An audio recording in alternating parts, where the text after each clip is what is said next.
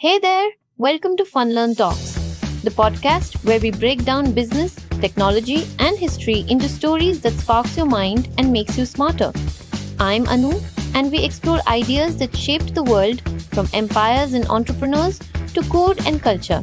If you love connecting dots and asking why things are the way they are, you're in the right place. Let's get started with today's story.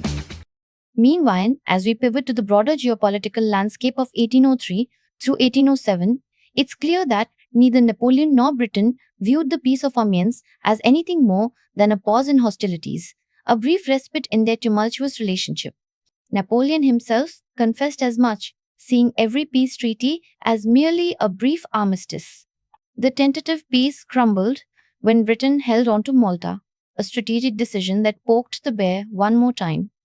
Initially, the revival of war pitted just France and Britain against each other. Napoleon's grand plan involved amassing 100,000 troops and 800 barges for an invasion at Boulogne. He envisioned a strategy to lure the British fleet away, using a combined Franco-Spanish naval force to shield his crossing. However, this scheme was spectacularly undone during the Battle of Trafalgar on 21 October 1805. There, Admiral Nelson, in a decisive and chaotic collision, obliterated the joint naval force under Villeneuve, drastically shifting the naval power balance. What's surprising is how this naval defeat spurred the creation of the Third Coalition against France. The young Russian Tsar Alexander and Austria were particularly rattled by Napoleon's assertive expansions and alliances in Central Europe. By late 1805, Austrian forces even invaded Bavaria, a direct confrontational move against French influence. As we shift scenes to the campaign of 1805, we see Napoleon redirecting his ambition from the shores of England to the heart of Europe. No longer just planning, but moving with extraordinary speed, his newly dubbed Grand Army left Boulogne in August, swiftly capturing Vienna. By December, he dealt a crushing blow to the Austro-Russian forces at Austerlitz, leading to the Peace of Pressburg, which saw Austria cede significant territories to France. The narrative takes another turn as we enter the period of Antino 6-7. Despite Russia's initial neutrality, the seeds of discontent were already sown. Prussia, nudged into conflict by Napoleon's manipulations and territorial redistributions, mobilized but was quickly overwhelmed by the efficient and ruthless French military machine at Jena and Auerstadt. Prussia's defeat was not just a military blow, but a near existential crisis for the state. In the aftermath, the pacification efforts at Tilsit in July 1807 marked a peculiar moment of diplomacy. Following significant defeats at Eylau and Friedland, Tsar Alexander, drawn to Napoleon's character, agreed to a division of Europe into vague spheres of influence, a decision that reshaped the European political landscape. This whirlwind of military campaigns, shifting alliances, and diplomatic maneuvers underlines not just the complexity of Napoleon's rule, but also the dramatic and often devastating impact on the lives caught in the crossfire of these historical events. As we look back, each chapter of this saga not only reshapes borders on maps, but also the destinies of millions, orchestrated by a few in power. Intriguing, right? Let's keep going to uncover more about this fascinating period. As Napoleon Bonaparte strutted across the European stage, his rasping ambition was realized in the formation of the Grand Empire, a magnificent but fleeting spectacle on the world's geopolitical map. By 1807, with the momentum of numerous military triumphs at his back, Napoleon wasn't just riding high, he was at the zenith of his power. It was time, he decided, to consolidate his gains and turn his full might against Britain, a formidable nemesis that refused to yield. Imagine Europe as a gigantic chessboard, with Napoleon fervently moving the pieces. His primary weapon against Britain, the continental system, an audacious economic blockade aimed at crippling Britain's trade. It was an old-school protectionist move with a twist, designed with two key decrees. First, the Berlin Decree of November 1806, which slammed the European coastline shut to British goods. Then, a year later, in a thrust and parry of economic warfare, came the decrees of Fontainebleau and Milan. These were Napoleon's response to British orders in council, which imposed duties on neutral vessels trading with Europe. Napoleon threatened to confiscate the vessels and cargoes of any neutrals who paid these duties. His message was clear: trade with Britain and you'll pay a hefty price. So, how effective was this continental system? For a while, it seemed to strike the mark.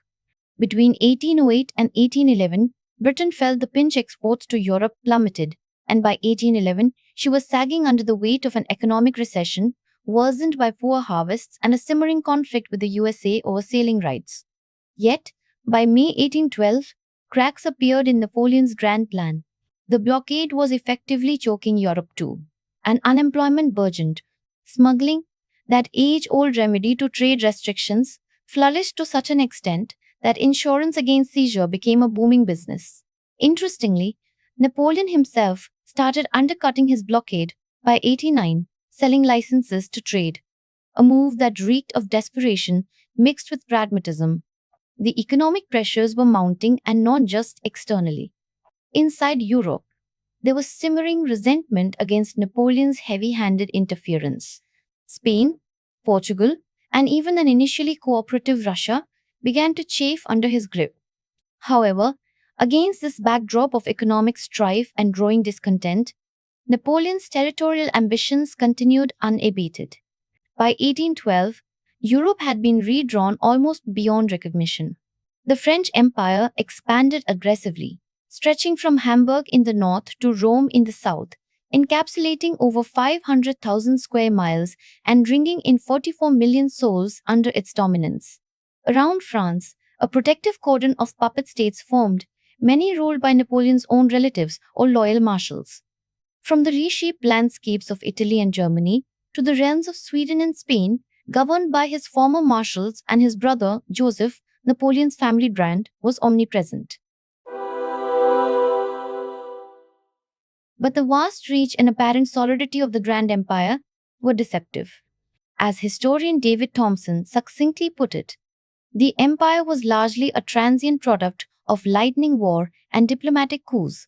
Hastily cobbled together and driven by opportunism, it was an empire that hovered on the precipice, its foundations less stable than they appeared. Let this sink in.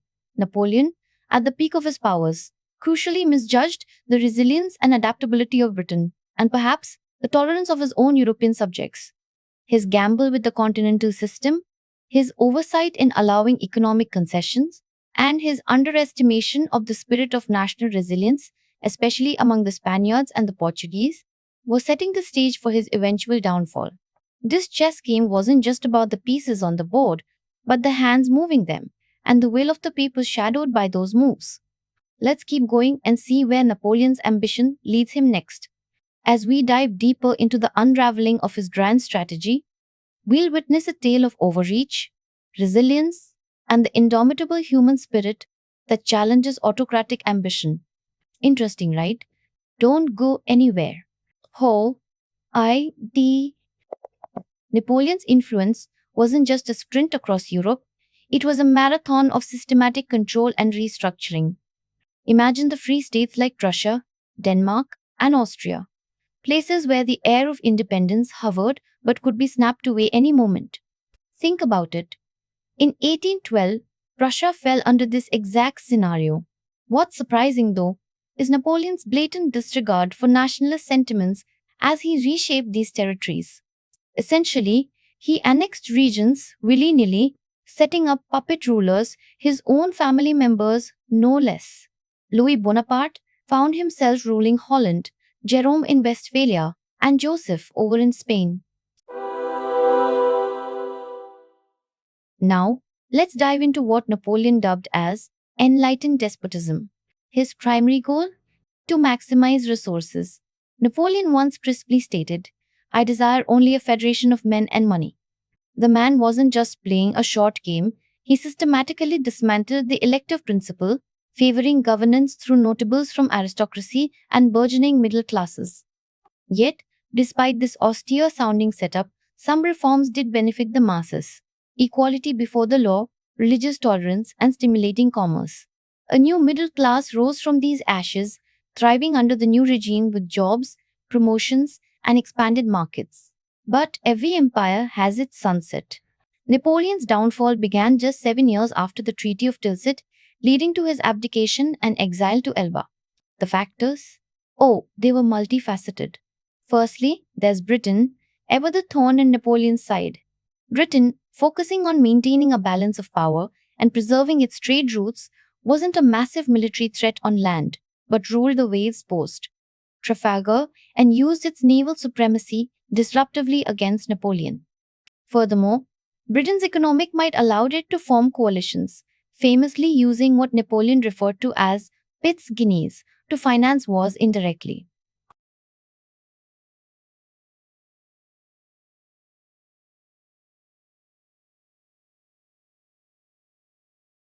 That's it for today's episode on Fun Learn Talks, where stories from business, technology, and history keep your curiosity alive. If you enjoyed the journey, make sure to follow, rate, or share it with a fellow curious mind. And hey, we'd love to hear from you. Drop a comment or connect with us online. I'm Anu, and I'll catch you next time, right here on Fun Learn Talks. Until then, keep learning, keep wondering.